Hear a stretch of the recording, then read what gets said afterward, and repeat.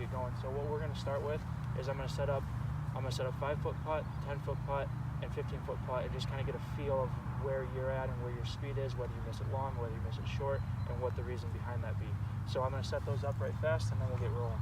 Yeah, I got you.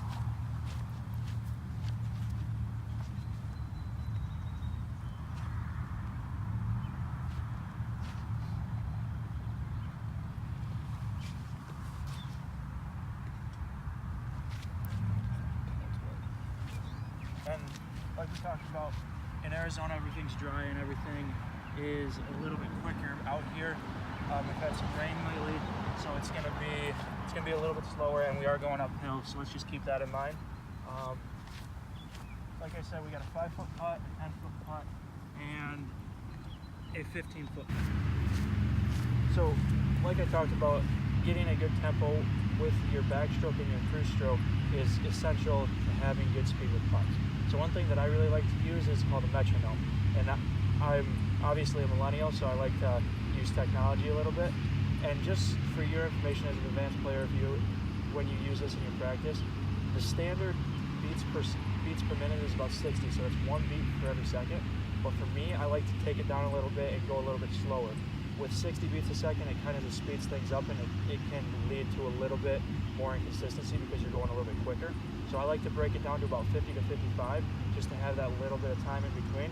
So we're going to start off at 50 beats per second. You're going to hear the tick, tick, tick. What I want you to do is match your backstroke with your follow through on those ticks. Does that make sense? Yeah. Okay. So let's get that going. As you can hear, it's tick, tick. Okay, so like we just talked about, what we want to work on is hitting out of the rough a 60-degree wedge that is in picking a landing spot, making sure we try to land it there.